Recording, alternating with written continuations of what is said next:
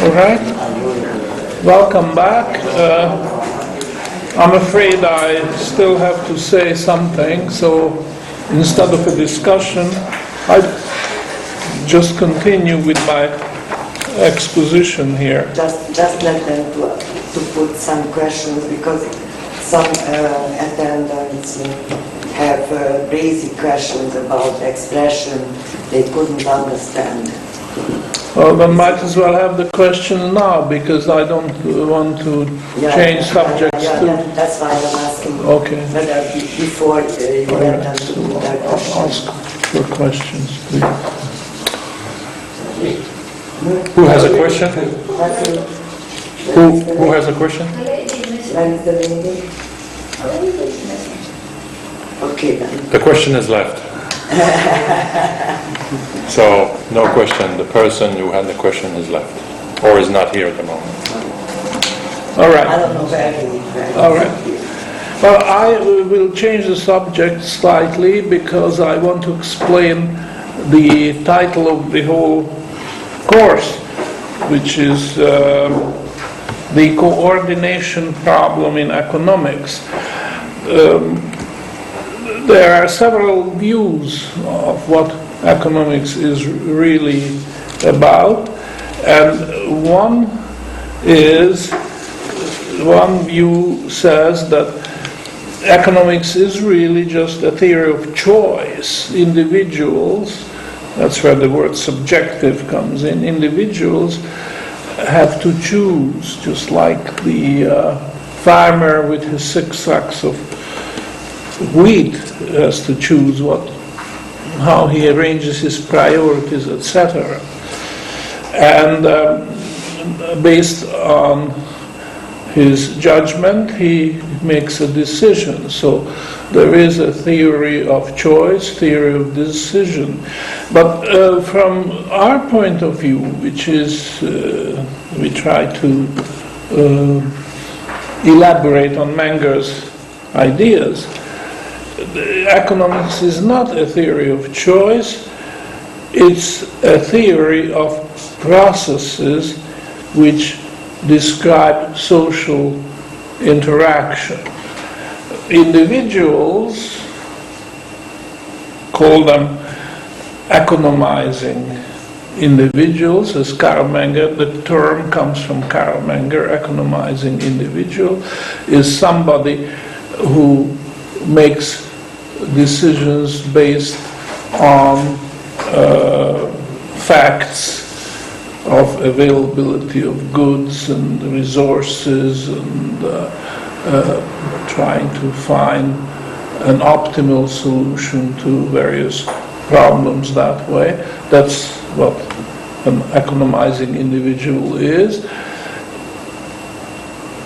He or she finds herself confronted with a chaotic situation, a conglomeration of disorder.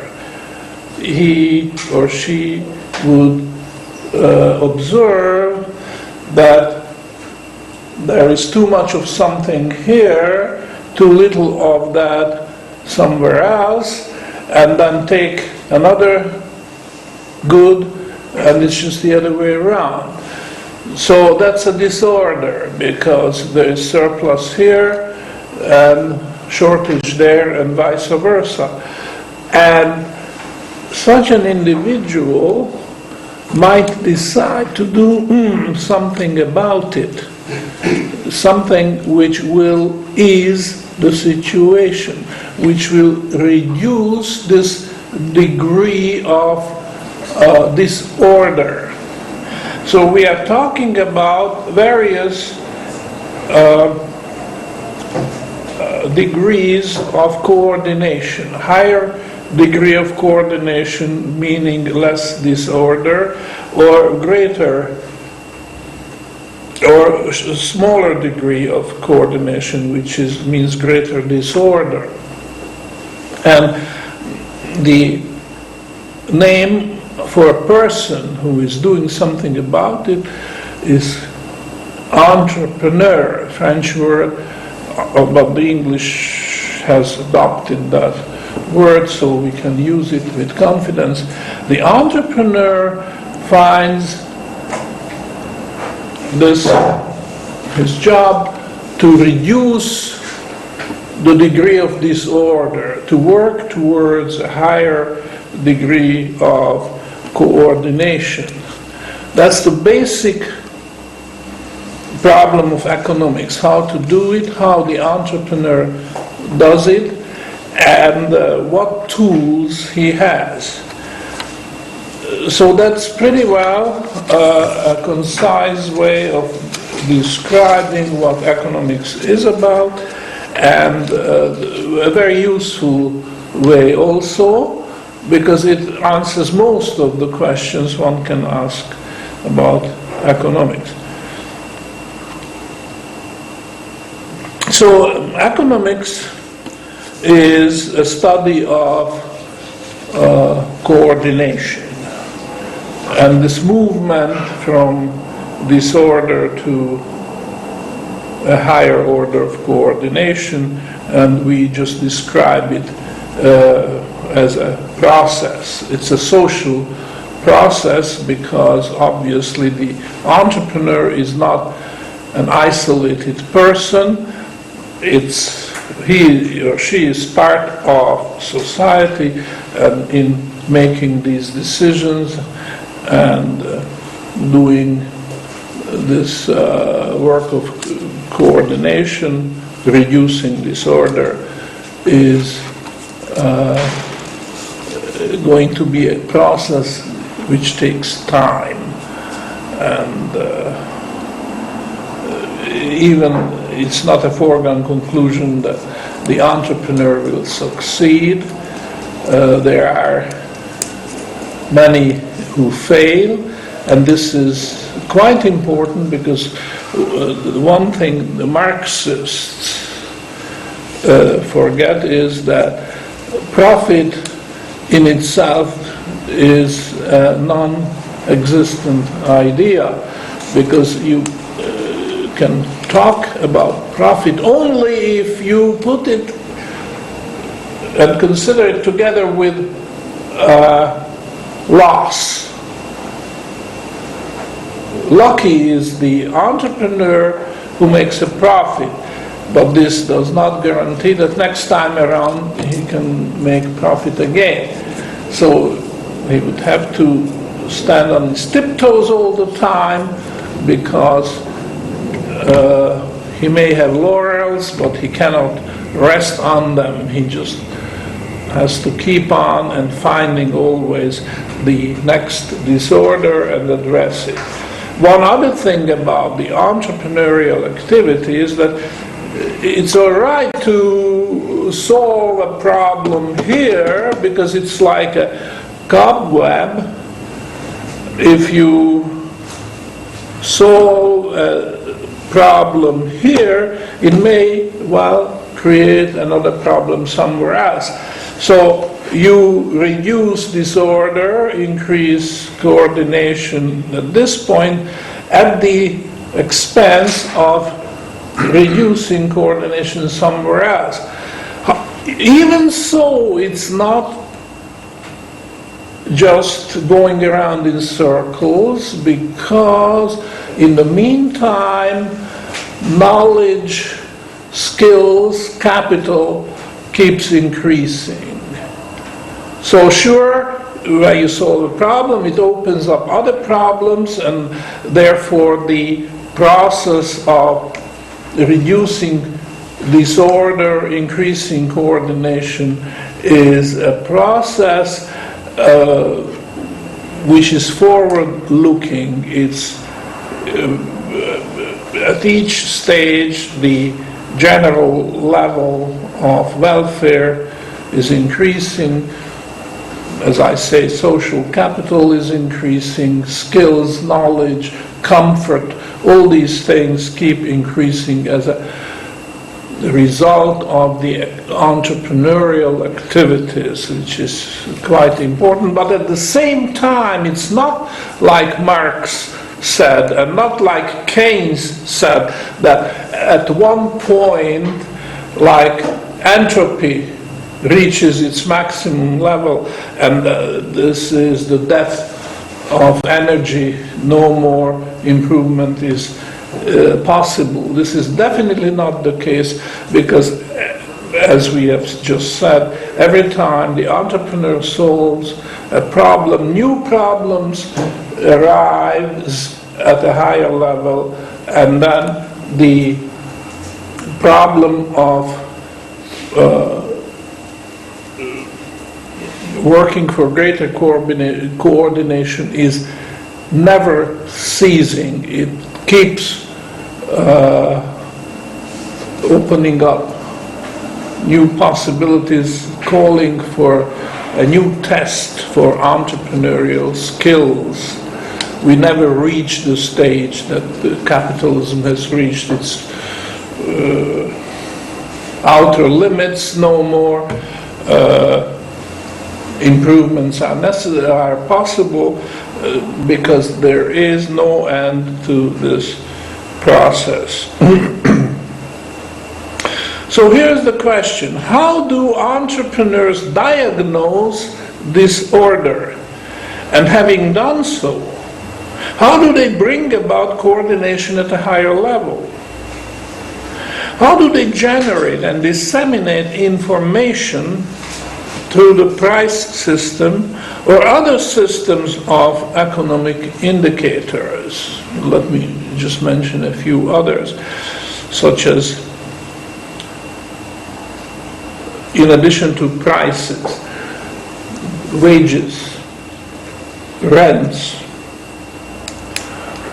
the interest rate, the discount rate, and there may be others, some of them more important, some of them less, but you can see that price is not the only indicator which the entrepreneur has to watch in order to come to a decision how to reduce disorder. So the short answer to this question is that the entrepreneur is not so much concerned with the price as such, or wages as such, or rents as such, or interest rates as such, but concerned with the spread. So in other words, take two prices and the difference between them. That's what we call a spread. And that is the indicator he is watching. Not the price, but spread of prices. Most often it would be the spread between the asked and the bid price, but we'll talk about this later. But this is not limiting, because very often another spread, for instance, the spread between the price of crude oil and the price of gasoline is a very important spread, which will give clues to the entrepreneur whether this spread is wide enough in order to build new refineries or drill new wells for crude oil and so on and so forth. The emphasis is on the spread, which is always difference of two, could be, for most of us, could be quite unrelated. So you wonder, why could the price of toothpaste and the price of salt be important? Well, we don't know enough, so we just cannot dismiss that some sharp-eyed entrepreneur will pick that particular spread and find it extremely inviting to apply his skills to do something about reducing that spread. So the spread is the indicator, and not just price spread, but spread between wages, spread between rents, spread between interest rates, and so on, are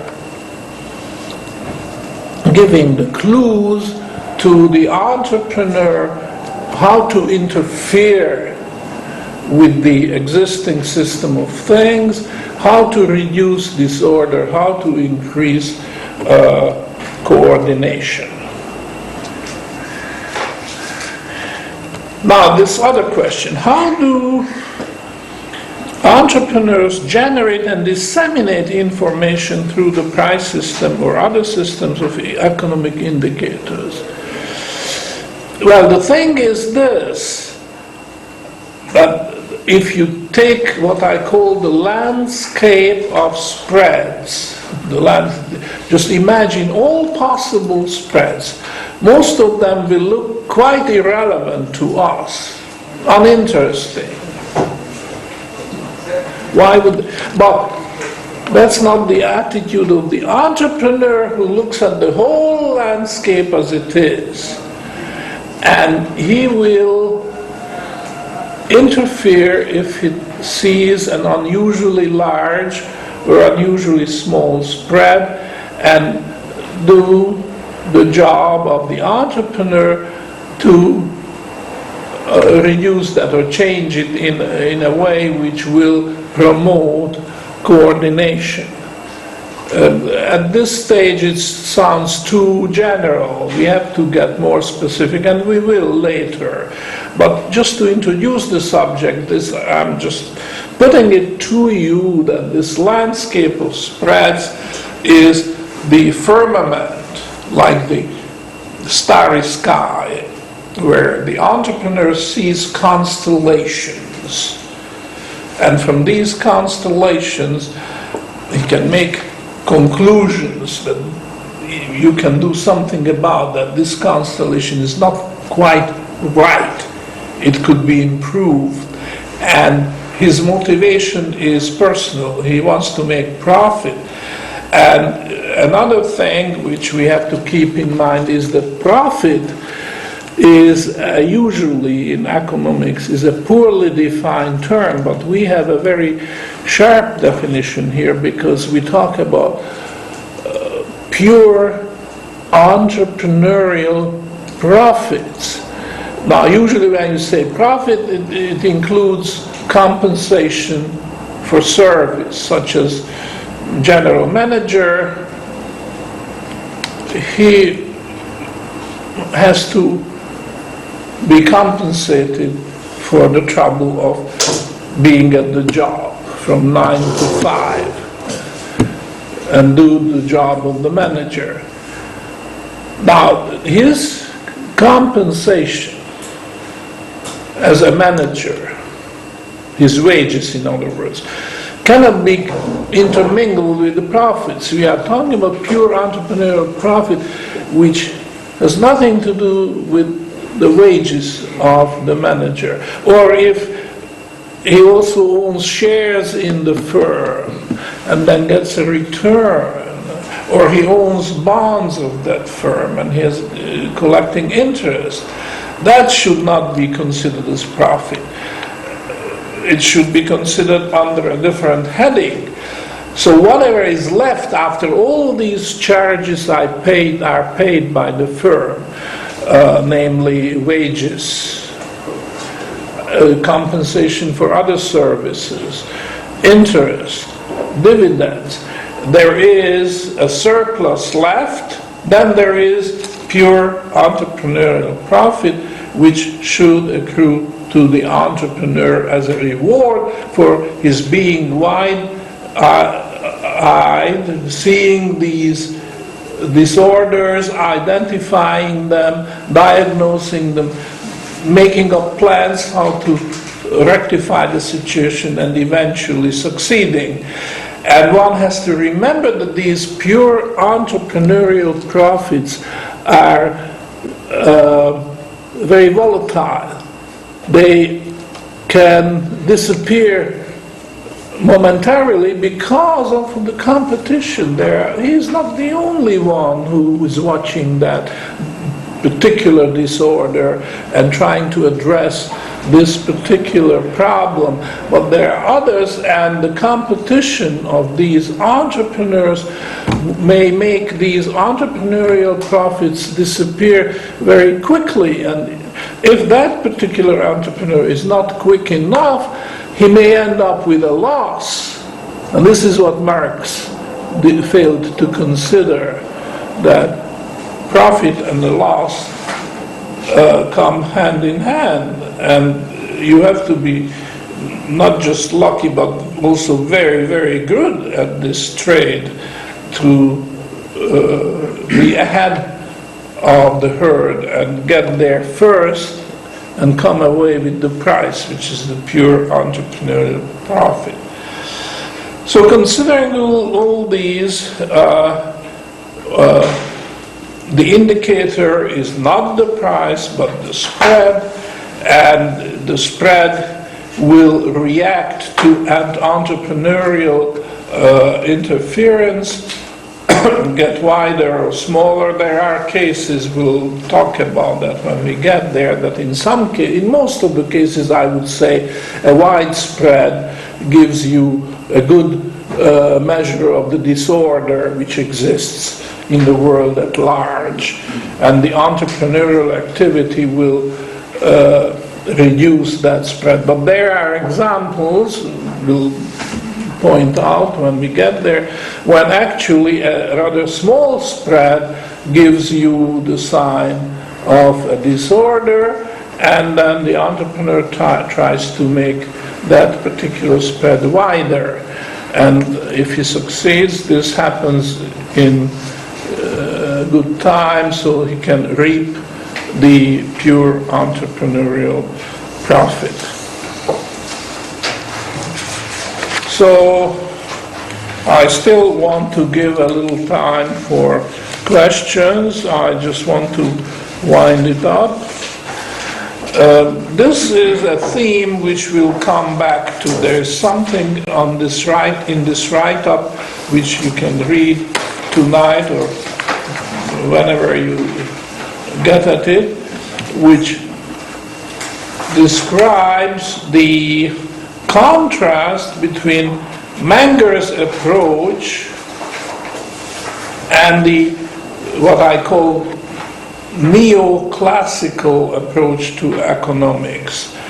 The neoclassical approach is the equilibrium model of prices. That there is supply and demand, and the supply curve and demand curve, and where they intersect, that's going to give you the equilibrium situation and the equilibrium price, and that's what happens in economics. And what Menger says, no, that's all nonsense. There is no equilibrium in the real world of economics. Instead, it's a disequilibrium system. And it's no accident that the word disorder and disequilibrium starts with the same prefix, dis, because they both describe the same situation, disorder and disequilibrium. An exchange of goods in a barter situation takes place not because the parties put equal value on the object, or just take purchase and sale. The seller meets the purchaser and they agree on a price. This price is not an equilibrium price in the sense that both parties put the same value on the object of the transaction. As a matter of fact, they put different values. The buyer puts a higher value on this than the seller. And that's why exchange can take place. If they put the same value, there will be no exchange. You can think about that, and you will find that this is really the case. It's precisely because the buyer and seller values the same object differently that exchange takes place. And that is true in all the cases. So there are two approaches. The neoclassical approach is the equilibrium model. of supply and demand. And Menger's approach is the disequilibrium model, the process whereby disorder is being reduced by entrepreneurial activity and the higher level of coordination is being reached because certain exchanges take place, certain premises are being rented or rents terminated, rental agreements terminated, or wage agreements are made or wage agreements are terminated. In all this, you've got to see that this equilibrium, which is being reduced by proper entrepreneurial action. So I guess I stop here, and we may have 5 or 10 minutes for discussion.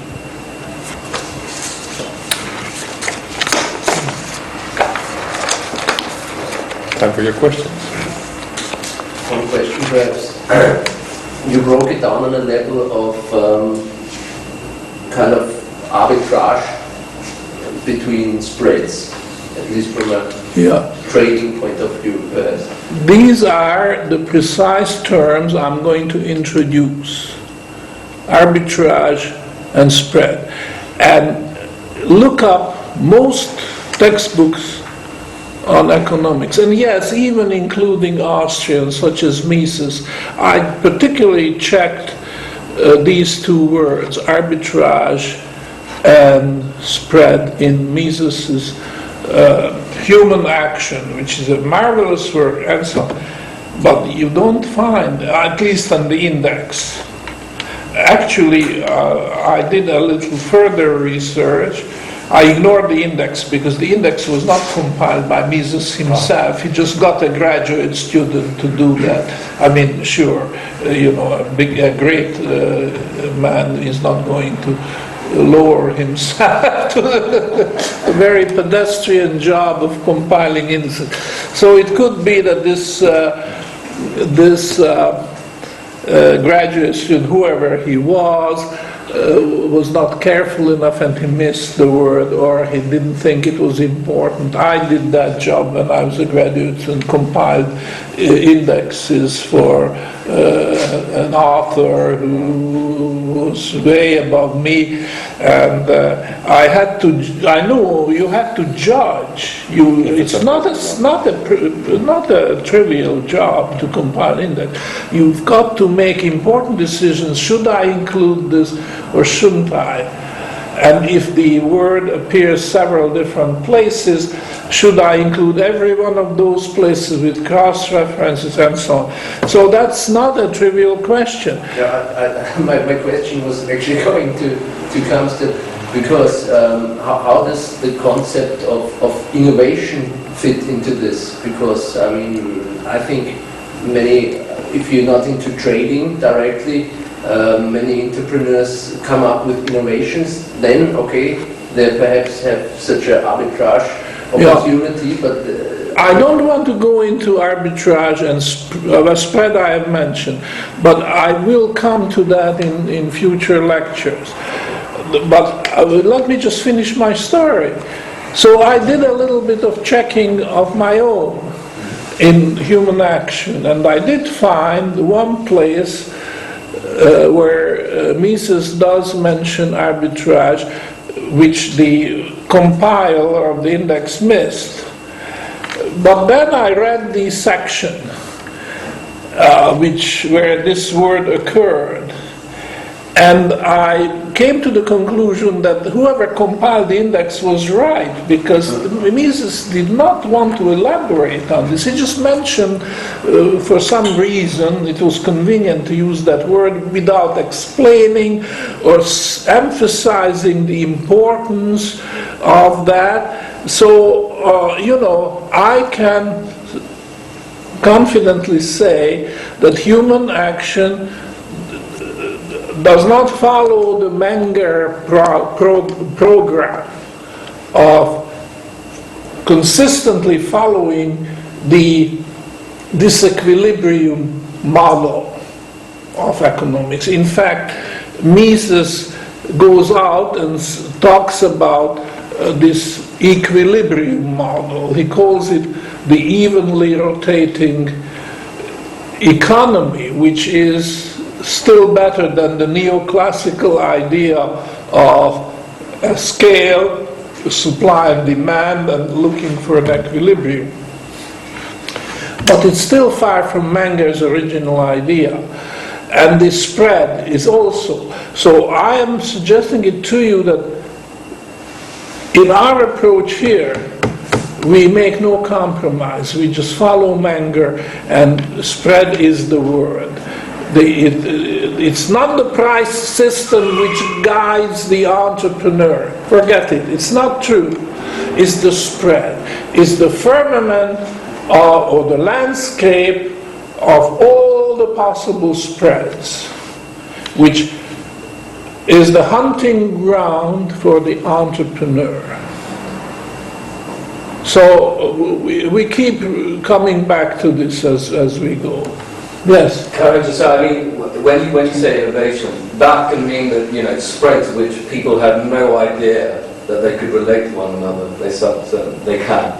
You know, so that's how it sort of innovation spreads through them. The most amazing examples occur that you just wonder how one could see a relevance between two prices, as far apart as imagination can take you. And there is one, and the entrepreneur who picks on that is going to win, because he may be the only one in the whole world who sees that. Nobody else, no other entrepreneurs. And if that's the case, he has a monopoly, a natural monopoly, and he will be the winner. And the others come late to the feast. By the time all the crumbs will be cleaned out and there's nothing left. But that's the way it works, and that's why it's unceasing. It goes on and on and on, and you create an equilibrium situation out of a disequilibrium, but there's a price, because somewhere else where nobody suspected, a disequilibrium will appear.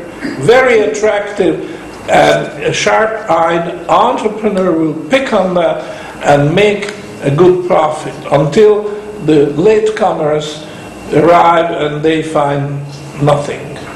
This is very, very important. See it this way. Try to see it this way. This coordination process. Further questions? Yes, Peter. Technical question. When you define profits in terms of a spread, it keeps reminding me that it sounds very much like a free cash flow concept rather than cash flow concept from finance, where you subtract all the cash flows, or it's an economic concept rather than an accounting concept. Well, I would argue that it's just the opposite. The cash flow, when you say cash flow, you suggest that there's a constancy to it. If it's just a drop, you wouldn't call it a cash flow. You just assume that it's continuing in time, at least for some period. Now, this is the exact opposite. It's like a drop. And the question is, who is going to catch that drop? Because once the drop is down there, is gone, and you took it, you may have to wait a very long time before the next drop will fall. So, and not only that, but precisely because you are not waiting for good luck to happen to you, but you are doing something about it. And there's a price when you do something about it. You are closing the spread. So the opportunity for a cash flow is going to disappear, and it may just disappear too soon for you to be able to call it a cash flow. So I don't think the application of the concept of cash flow is very fortunate in this context. I have a question. Yes. There is a lot of disorder in the world. Oh, lots of it. Is that because there's a lack of true entrepreneurs? Yeah, you hit the nail right on the head. And you see, this is the tragedy of our day and age. Because we created, I must say, the powers that be created a situation where there are all kinds of artificial risks created. The derivative tower, even the idea of gold speculation is a contradiction, because we are going to see that gold is one of the very, very few things in the real world which is constant. The entrepreneurial skill was misapplied. Absolutely. And we train an army of economists who have no idea what the real world is about, because they try to beat the market in derivatives, in interest rate futures, bond futures, securitization, all this crisis, the great financial crisis, is basically about wholly artificial risks which have been created. But at the same time, in the real world, there are real risks. And nobody is teaching the young people, the next generation, to look for those real risks and see how they can reduce those real spreads. Not the spread between interest rates, because really, if you think of it, interest rates, there's only one rate of interest under the gold standard, and the bond price was fairly stable, and there was no speculation in bonds because there's no money to be made. There was not enough spread for speculators to invade that market.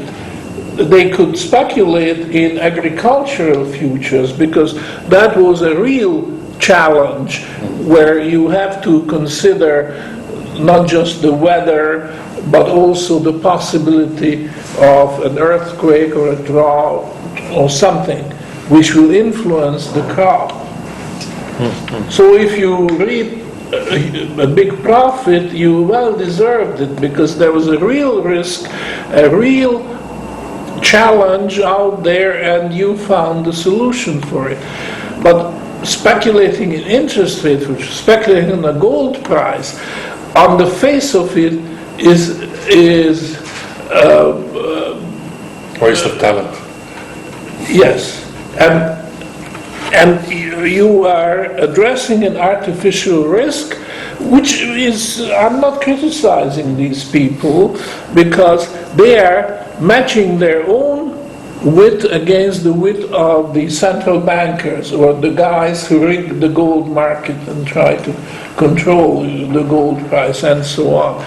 So, but there is no net social benefit, because the risk is artificially created.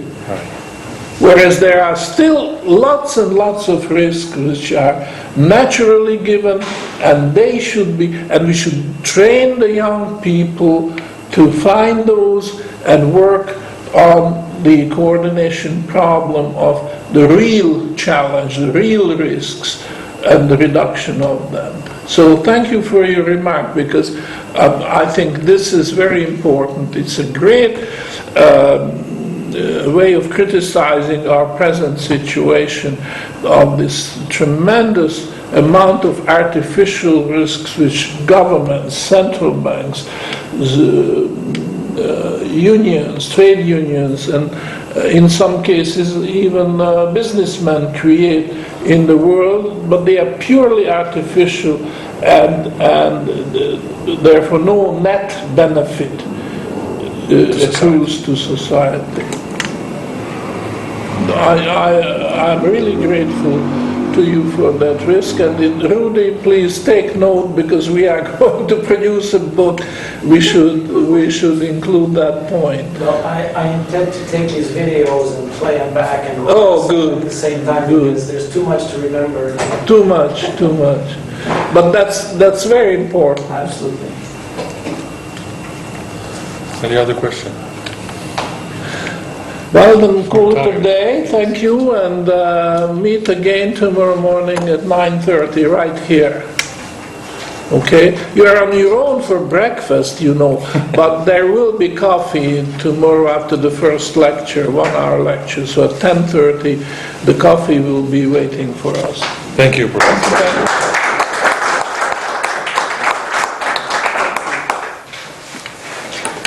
Okay, shall we get started? Right.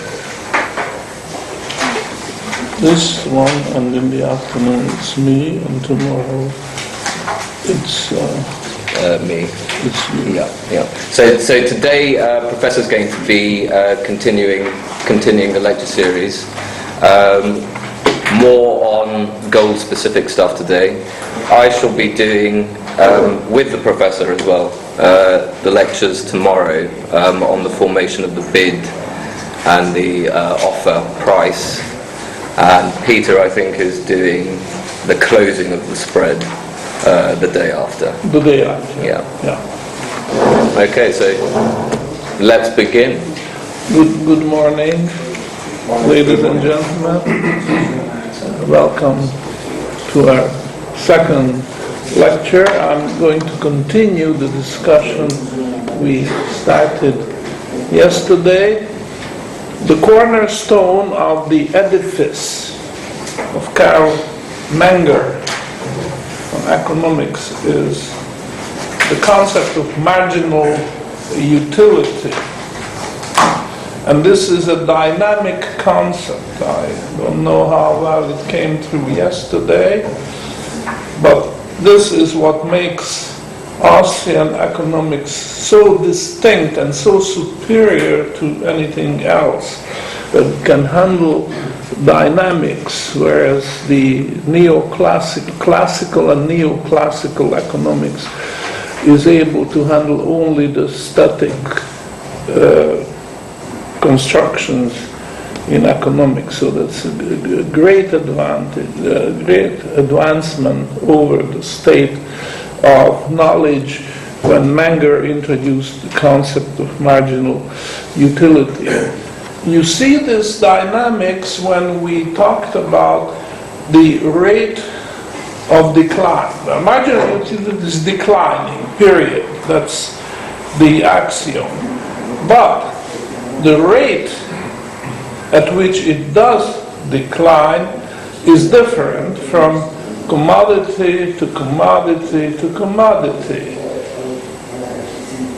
By the way, this is also true for assets, but we are not discussing assets here, and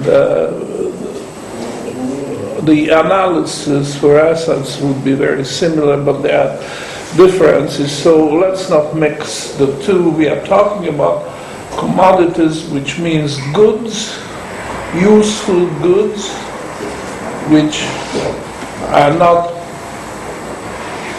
super abundant, such as air or in some cases water, but they are in limited supply, they have to be produced, they have to be distributed, and so on.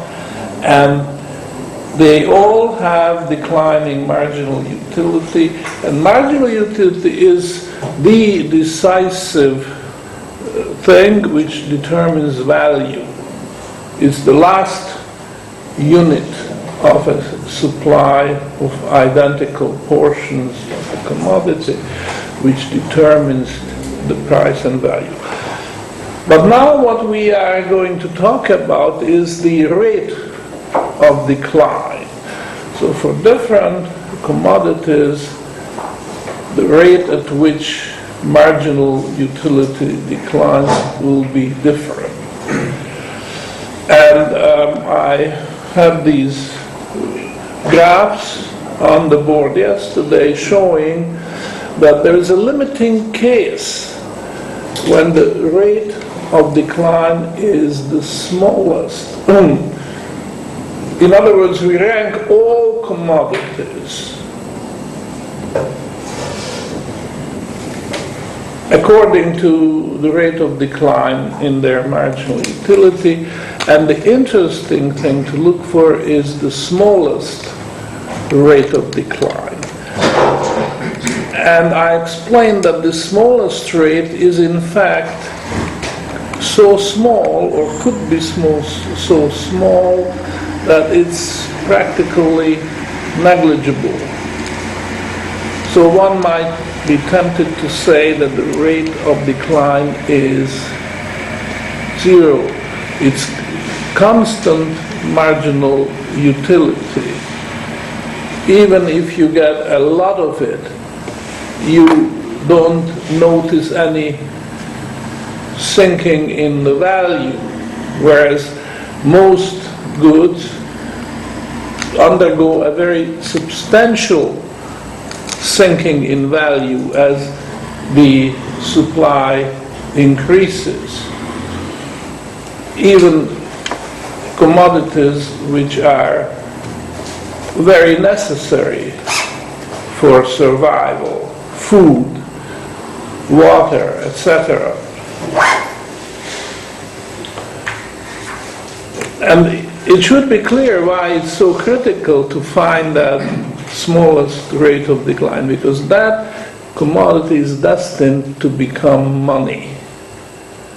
And that's how we understand the origin of money, through the smallest rate in the decline of marginal utility.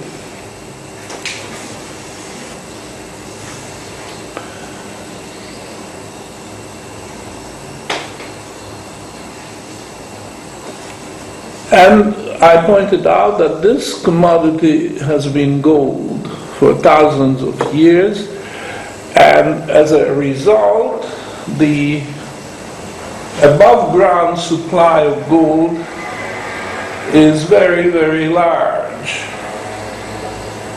much larger than any other good, which is also being stored, such as food, wheat, other metals.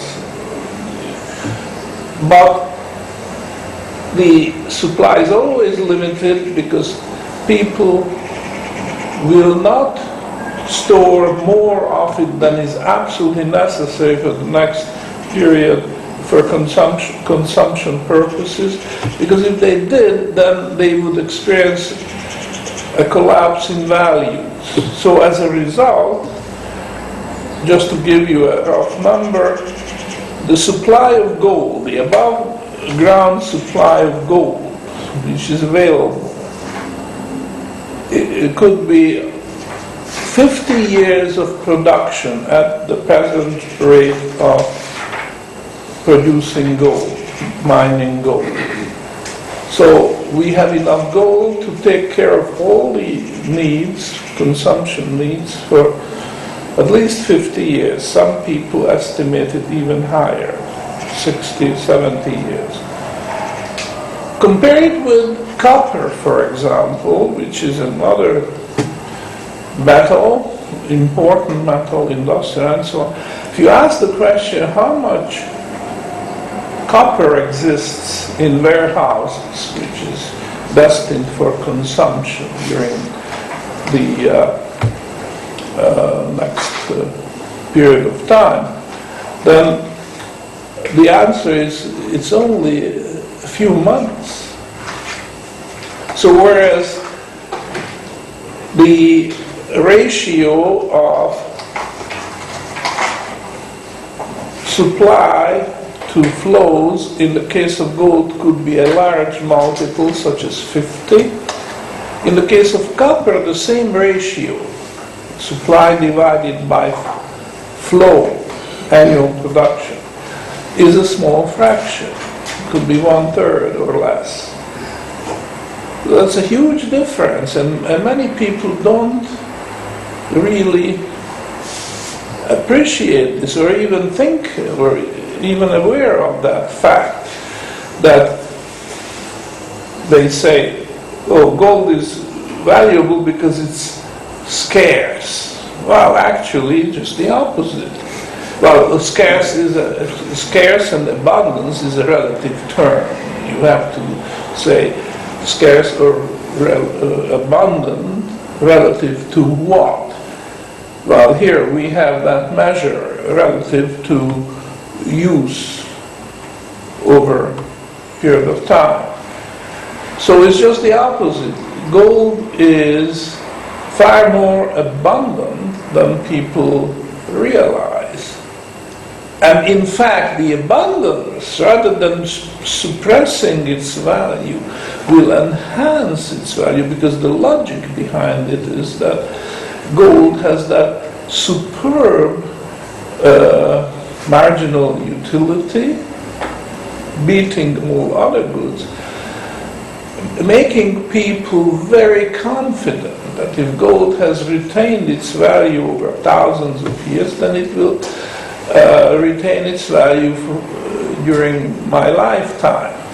I don't have to worry about it that there is a big crop next year and the value collapses, which could happen to wheat or agricultural products. And this gives people confidence. They couldn't pick a better commodity when it comes to saving. So there it is, for thousands of years, through periods of prosperity and calamity, through peace and war, through happiness and pestilence, gold has survived as money. So it is so ridiculous that in 1971, to be precise, August the 15th of 1971, so we are going to have an anniversary while we are still together in this course, a very momentous thing happened. Historically, and I would say you have to project it in terms of thousands of years, because there was a president in the United States by the name of Richard Nixon, who declared in Washington that gold is no longer money. Forget the thousands of years of history, forget what people did, how they financed their production, consumption, wars, peace, and what have you. We just say that from now on it's going to be paper, take it or leave it. That's, in a sense, what he has said. So, looking at this in historical terms, it appears to be a ridiculous idea that just by an edict, by a presidential proclamation, you could say, forget marginal utility, forget Menger, forget Adam Smith, that's the way it's going to be. And now look at it. 40 years later, we have the monetary system in shambles. But actually, even in the meantime, if you look back, there was an explosion of prices, explosion of interest rates, a lot of monetary crises around the world. It's like a tsunami spread from one country to another and so on.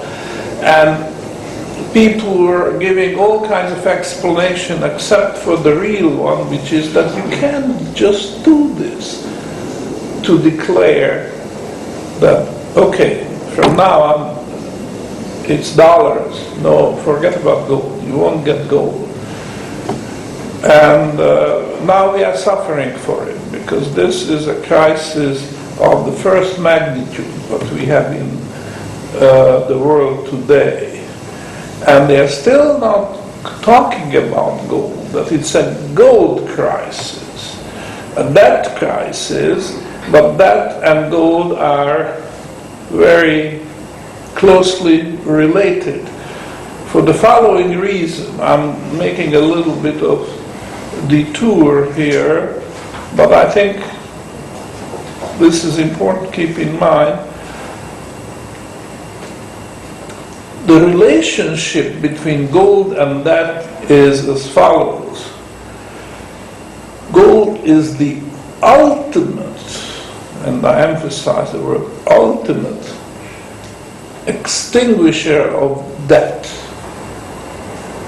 When you repay your debt to the bank in paper money, the debt is not extinguished, it's just transferred from you to the bank. And there are lots of transfers of debt between banks, or between a bank and the central bank, or between countries. The debt is also circulating, but it's not getting extinguished. There's only one way, and think about it. I'm not making a propaganda gesture. I mean, just fact that in order to extinguish debt, you've got to pay it in gold. Why? The reason is because any other instrument which you could use in repaying that has two faces. It's an asset on the one hand, because you can use it to repay that, but it's also a liability of someone else, either the bank or the treasury or another country, what have you, but it's a liability, and there's no way to escape that fact. People tend to forget it, but that is not solving the problem. Whereas gold is a financial asset which is not at the same time a liability of anyone. It's a thing in itself, and that's it.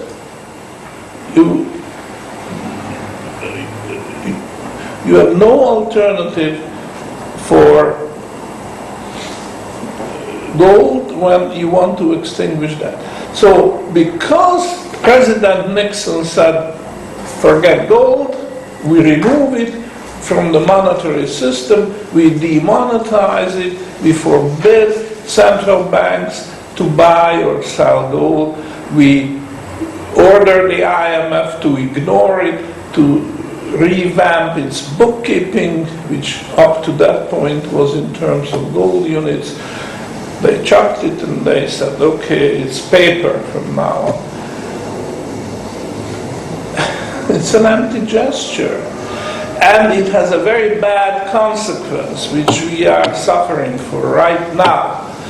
Because if you remove the ultimate extinguisher of debt from the system, you remove it, then poor debt has no choice but keep increasing. There's no way to extinguish it. So every time you create a new debt, it could be you take a personal loan, or just write a check on a bank account which the bank is negotiating a line of credit for you. You write a check on this, you created debt. Now, you've repaid it a long time ago, but that same debt is still there somewhere in the world. It's circulating. So it just keeps increasing, and it does it in a very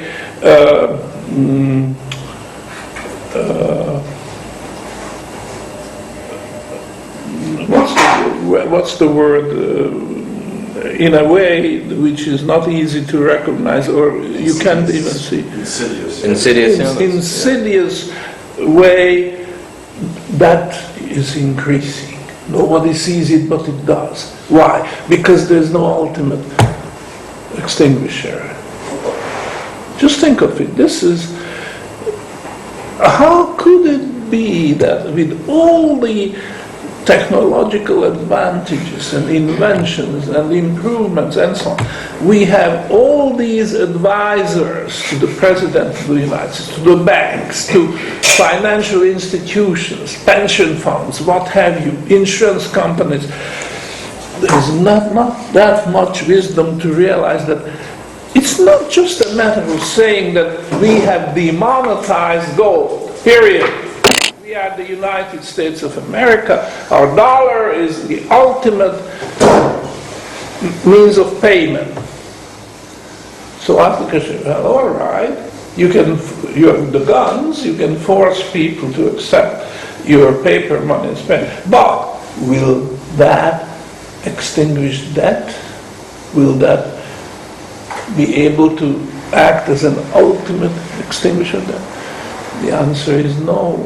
And all these economists, financial experts, money doctors could not see it. And in its good time, gold strikes back. It's 40 years, and the debt has reached the threshold level that it can no longer support its structure. Tower of Babel, the biblical story. People wanted to build a tower which would reach to heaven. And God has punished them for their conceitedness, and the tower came crashing down. And that's what's happening right now. So that's why I'm saying that gold and debt go hand in hand. You can't understand one without the other.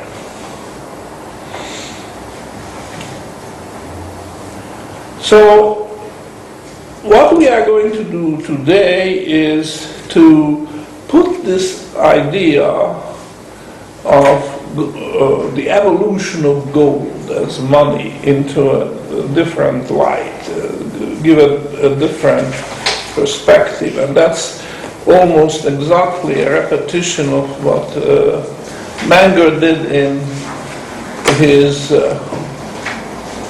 book, Principle of Economics, and also he published several papers on this, and they are still vivid readings today.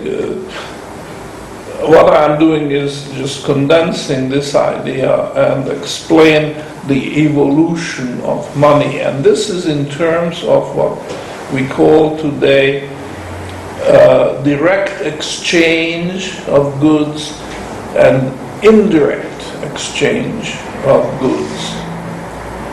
Direct exchange is the same as barter. This is just another word, a technical word for barter. Barter is when people meet in the market and somebody has surplus of commodity X, but a shortage of commodity Y, and there's another fellow at the same market, physical market, open air market, what have you, who has surplus of Y and a shortage of X. The two fellows meet and make an exchange, and they are both happy and go home. However, the problem is that this has to be a very lucky situation, that the fellow who has a surplus of X and shortage of Y finds another fellow who has just the opposite need, because in most of the cases there will be a third commodity, and the fellow who has the surplus of Y to make an exchange with this one has a need not for X, the surplus of the first fellow, but a third commodity, say Z. And then there's no match. So you see the the direct exchange has great limitations. You've got to be very lucky to find in a limited period of time what you want and make the exchange. It's limited, it's time consuming and so on. And people came to the idea that having a third commodity may be a good thing. Because if this third commodity, call it Z, has the property that it's easier to pass on than whatever surplus you have and whatever surplus the other fellow has, then you can break the exchange into two parts. Rather than a direct exchange, you break it up into selling and buying. So what happens is that if you have a surplus of X, you exchange it for Z, which is not what you want ultimately. But you know that if you have that, then it will be easier to find a counterparty who will take it off your hand. And if this fellow has a surplus of what you need, then the exchange is done. But that means you have to sell first and then buy afterwards. In other words, you have broken up the direct exchange into a sale and a purchase.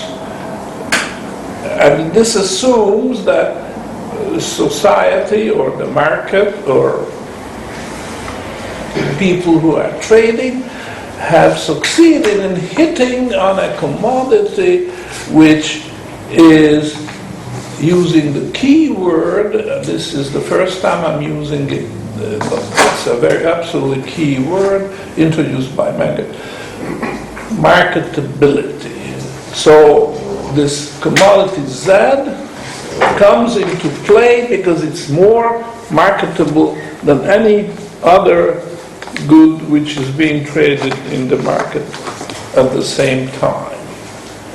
And this is the essence of the idea of indirect exchange. Indirect because, as Menger emphasized, and I am reminding you, you don't have a direct need for it. You take it in trade and pay it out in trade because it's easier to do. It's more marketable. It has the property that people recognize it, that regardless of their personal needs, this is the commodity which will facilitate trade.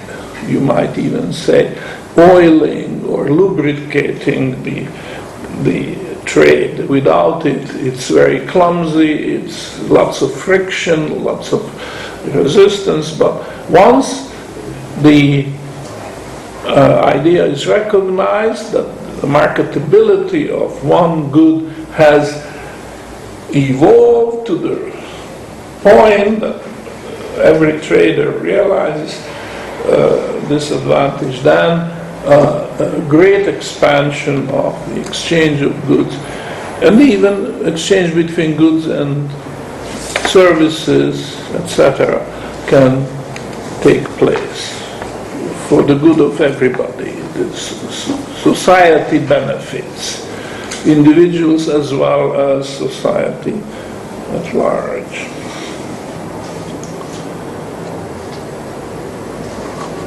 So let's now formalize this idea of marketability. Throughout history, there were lots of goods. The list is too long to go through it, so I'm just going to give you examples of goods which have served as money, as most marketable good at one time or another. There was a time, and you read about this in the classical Greek literature, such as Homer's Iliad and Odysseus and so on, that cattle was very highly marketable. It was acceptable as money, and clumsy as it may appear to us, they had to make exchanges, then paid in terms of cattle. Now, of course, that assumed large purchases, such as buying a horse or buying armory and large quantities of food to finance war and so on. But the fact is that cattle was money. The small exchange was like sheep. If you wanted to use small change, then you exchanged cattle for sheep and made the small payments in terms of sheep. But of course, the real small payments were made in terms of wheat, which was a durable type of food, which didn't spoil so easily, and we observe this throughout the history of money, that there's a duality to it. There was money for big exchanges, such as cattle, and there was money for small exchanges. And labor could be one of the things, and that was wheat. And later on, of course, things changed. Ultimately, people realized that metals had property which were very, very suitable for money.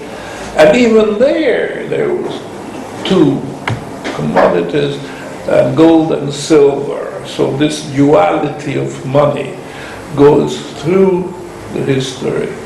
And I will have another occasion to refer back to this. Now, of course, cattle can be eaten. You slaughter the cattle and the meat can be consumed as food, and the same is true for wheat. So it was another step. Then people realized that if food can serve as money, then perhaps food preservatives can also serve as money, or even better than food. And that was indeed the case. So it happened that salt, which was the main agent of food preservation, one problem with food is spoilage. So especially meat or fish or even vegetables, and then people realize that if you use salt, then you can prevent spoilage, and therefore salt became money as well and had great properties. And in fact, the English word salary, and I guess in other languages, French and so on, the same thing, is derived from the word salt. And while we are talking about this, also realize that the Latin word for cattle is pecus. So the English word pecuniary has this origin.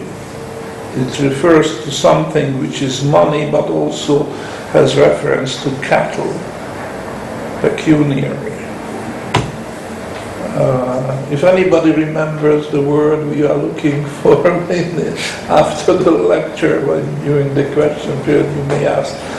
But I like to point out, this is called semantics, you analyze, or etymology, as the study of meaning of words and how this meaning evolved. Sometimes it's hardly recognizable that one word came from another idea, and pecuniary could be an example of that. But it did come from cattle. Cattle was money, and then over thousands of years this carried on, and today we talk about pecuniary demands or whatever. That means money demand. And just a remark, in French, the word for money is silver, argent. Yeah. That ultimately comes from Sanskrit.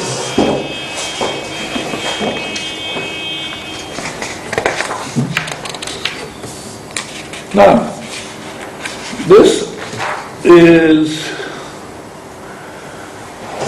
referring to an idea I've already talked about yesterday, that it's not the price, but it's the spread, difference between two prices.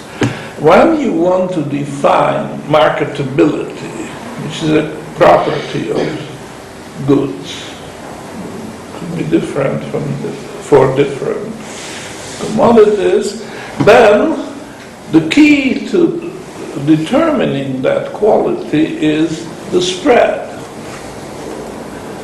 And you can think about this. Is there a better way of defining marketability than in terms of spread? I doubt it. You might just talk about it at length, but if you want a concise definition, then that's what you will say.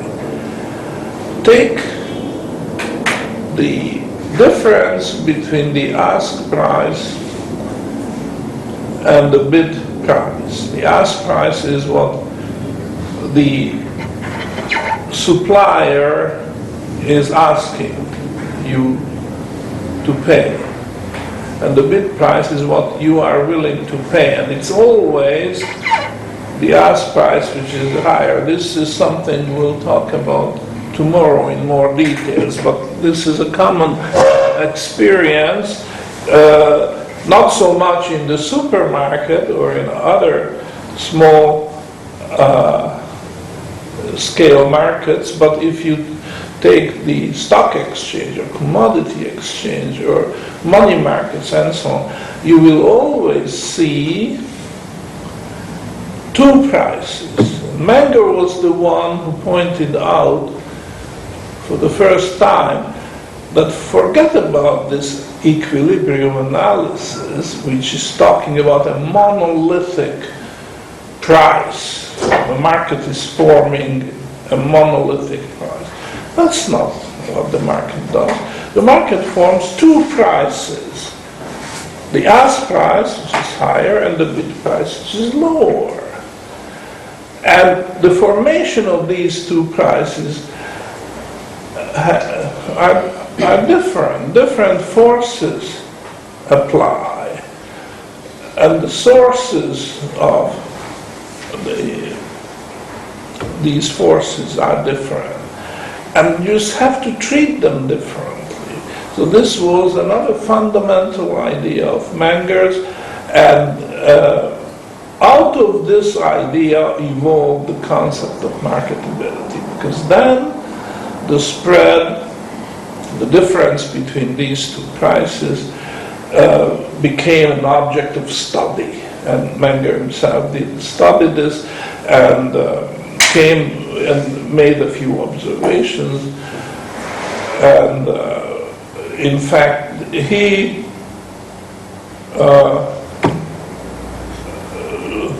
defined marketability in terms of the change in the spread as a function of quantity.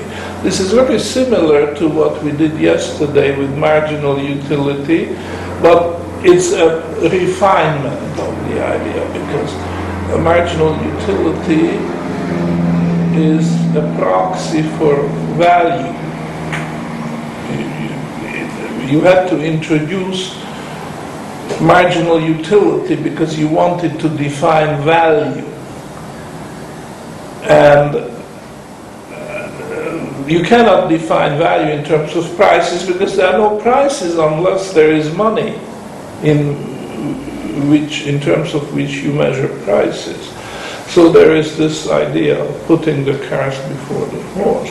What we are doing here, we assume rather similar, because I admit we are again putting the cart before the horse, And it would take us too long to put the pieces together to make it very coherent, and that's not really our purpose here.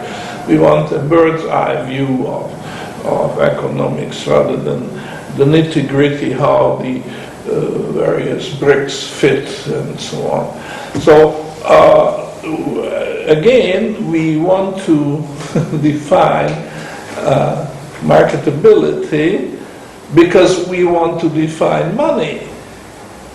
So we say spread, but spread assumes prices.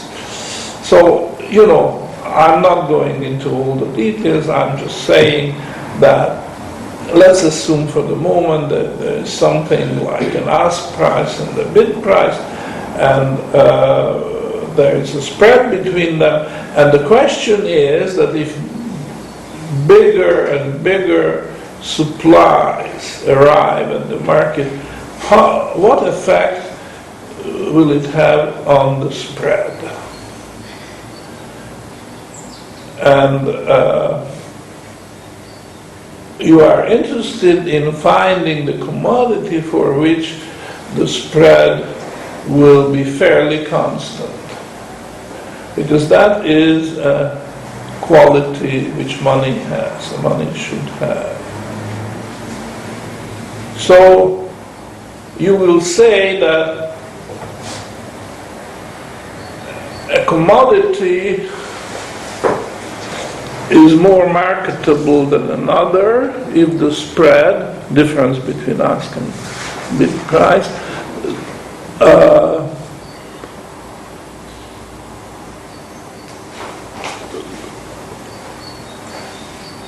widens more slowly than for the other. Now, why would it widen? Because as large quantities hit the market, they will have an effect on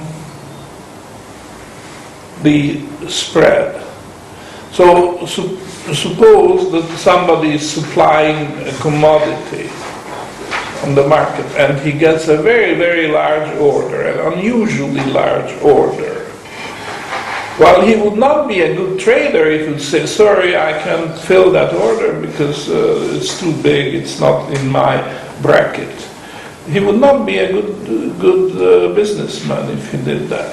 So what he will say is, sure, I'll fill the order, give me some time, I'll get it for you. However, my spread will be wider. In other words, I'm going to take care of my risks. And the fact is, if I exhaust my inventory because I deliver the goods to you and I have empty warehouse afterwards, then I have to replenish my supplies, and I don't know at this stage at what price I will be able to make my supplier to replenish my inventory. So in order to cover this risk, he will widen the spread. He will no longer say that I'm ready to buy and sell and that's my spread, period.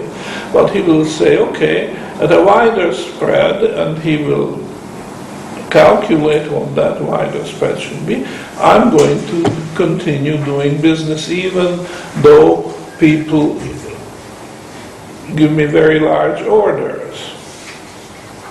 So that's a fundamental fact of the market, that as a function of quantity, the spread tends to widen. And the interesting thing to watch for is that for what commodity is the spread widening at the lowest rate? There will always be a positive spread. That's another axiom of Menger, which I'm not going to codify the same way as the marginal utility. But the spread must be positive for all commodities.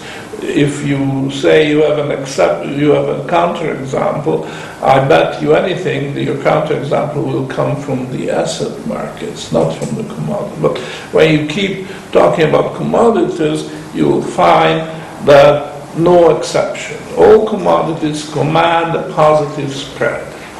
It never ever happens that you buy something and turn around and you can sell the same thing at the same price. I mean, as an exception it could happen, but this is something which would be abnormal and you couldn't rely on it. So, given the positive spread, the next observation that it's widening as a function of quantity, and you are looking for the commodity for which the spread widens at the slowest possible rate. In fact, you are looking again for a constant spread, if possible. And the answer is yes, it is possible. And people found that gold was the commodity which had that property, and that explains why gold. You may like gold, you may dislike it, you may hate it, you may be neutral about gold, but the fact is that nobody can deny is that it has this spread which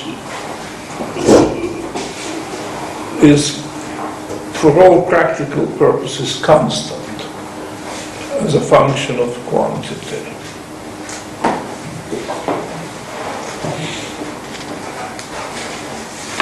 Now, there is a good discussion which probably I'll skip because I'm running out of time. How cattle fits that picture of spread. Well, I'd say a few words about it anyhow. You will find that this marketability we are talking about is important because there is often need for moving value from one place to another. And this idea of moving value in space could be very important. Think of import, export, exchange of goods between two countries. Usually one country has a surplus of some goods but a shortage of another. Think of northern and southern countries, what they have. The other country will have surplus of something different and shortage of the other. And then you just have to take care of the exchange by paying. And it could be necessary, and in fact it is very often necessary, to move value over vast distances in Spain, in space, geographically. And cattle came very handy, because not only cattle was easy to carry, but cattle could be driven. It would self-propelling value, as it were. And even as you drove cattle from one country to another, you didn't worry about feeding your livestock, because they could graze. Whenever time came for them to have an intake of food, you just let them graze wherever you passed by. And they always found their food. So cattle became money, in fact, because of that property. It was the cheapest way of transferring value from one place to another. Another way of saying that is that you could transfer value in space with the smallest losses. There are always losses when you do some transfer like that, but you want to minimize them. And the commodity or the good which is capable of providing this minimal loss is going to be money. And that's how capital became money. This is very clearly explained in Menger, but I don't think anybody would quarrel with that. So this is something which made for marketability. Now, gold is, of course, not self-propelling. You cannot drive gold like you can drive cattle, and gold cannot graze, etc. It would be too far-fetched. However, gold has a very important property. Let's just compare it with silver for a moment, because this is also going to play a role in our little story here. Why is gold more marketable than silver, as it turned out to be the case also in the ancient world? Well, the short answer is because the specific value of gold was higher. So 1 ounce of gold was always more valuable than 1 ounce of silver. And therefore, if you wanted to transport value from one place to another, a smaller weight could be carried, which meant smaller cost of transportations, also the risk of losing it to robbery or whatever was smaller, because you could hide it better. If you wanted to carry the same value in terms of silver, you needed a whole cart to fill it with silver, whereas if you wanted to carry the same value in terms of gold, you could hide it on your body. Big difference. You didn't need a horse to draw the carriage. You could just walk yourself and take the value with you. So for that reason, gold as more marketable commodity played an important role as compared with silver. Now, however, silver had another advantage which gold didn't have, you see. And in order to understand that, we have to split the concept of marketability. What I have explained up to this point was marketability in the large, which refers to large payments. And quantity was increasing, and we looked at the behavior of the spread when you wanted to make transactions ever larger quantities. The spread increased, and you were looking for the one which had the smallest rate of increase, or even constant rate, if that was possible. But at the same time, we could ask an entirely different question, which is still complementary to this one. What happens when you are asking for transactions in ever smaller quantities? We'll see the reason in a moment why this is necessary. And let me just ask you the question, the same question. If you increase quantity, the spread widens. What happens if we decrease quantity? What happens to the spread in general? Is there a general rule which we could say about decreasing quantity and what effect it has on the spread? On the last price and the bid price. Yes? Increasing. It's still increasing. So if somebody thought, well, it may be decreasing, that would be the wrong answer. And why is it increasing? So you might as well carry on and say, in terms of the asked price and the bid price. Why is it that you make transactions of so ever smaller quantities and the spread increases? Economies of scale, probably. Always? Economies of scale? No, You have the same transaction costs, but for smaller amounts, so it's hardly worth it to do. yeah, you are getting closer. Yeah, well, you have to isolate small quantities and you have to make sure that you know how much it is by weighing it, right? And that brings in technology, because if you think of the job of a pharmacist, he has to have very refined scales.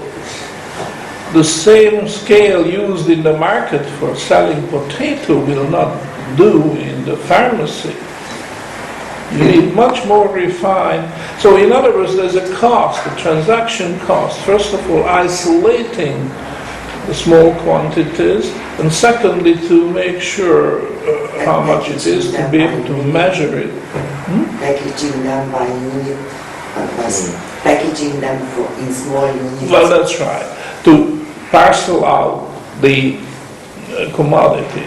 So you think of the job of the pharmacist, the job of the jeweler, who deal in small quantity. There's another English word, molar. These are called molar quantities. It has nothing to do with the molar teeth, but with the idea that you want to parcel out this commodity into small parcels, but at the same time you want to know just how they compare, what their weight is, and so on. There's a problem there. There's a technological problem, and this explains why the spread widens. So I just take another 2 or 3 minutes to wind up this. I'm drawing another graph here. Use the other pen. The other pens. Oh, they're right. Welcome. Your color. Look at that. The rainbow. I love that. So, this is again quantity, and this is the spread. Now, the spread is measured in terms of the ask price, and that will be red. Okay? I just return to the idea that when quantity increases, the seller will increase his ask price. So this is happening.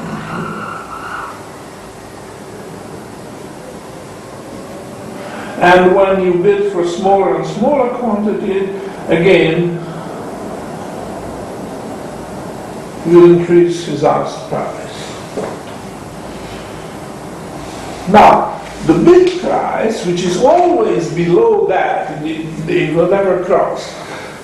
I have blue for that, and you will see that what I call commercial range,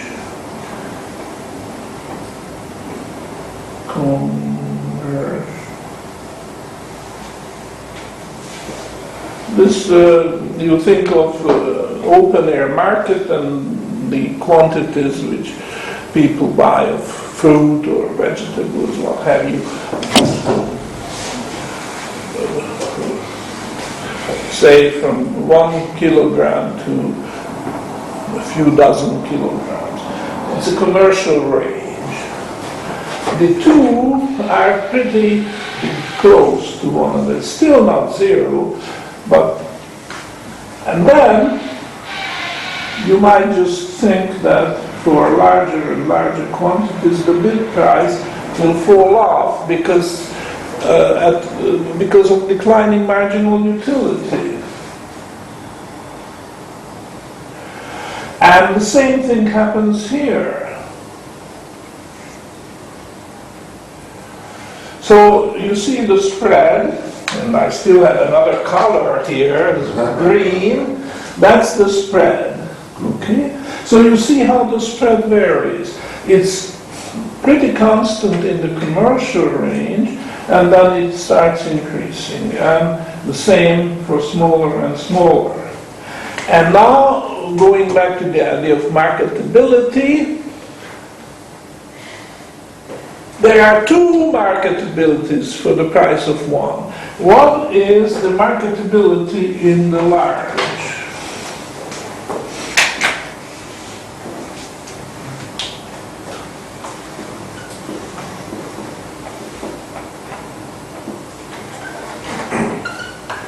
But there is another one, marketability in the small.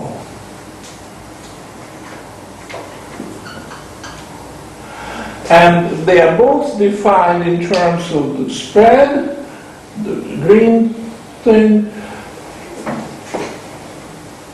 One commodity is more marketable than another if the spread increases more slowly as the quantity increases, that's this one, or the spread increases more slowly as the quantity decreases. And after the coffee break, we'll see the implications of this distinction we are making here. Marketability in the large. There's another word for it, is liquidity.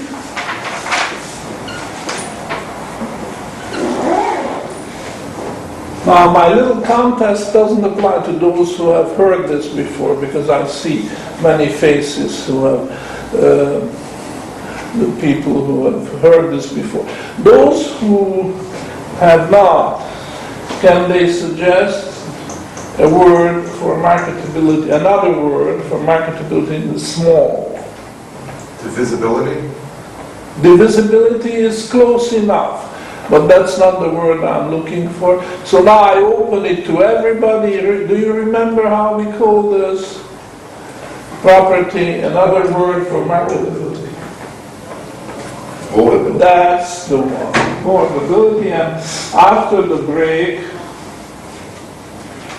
we'll return to that.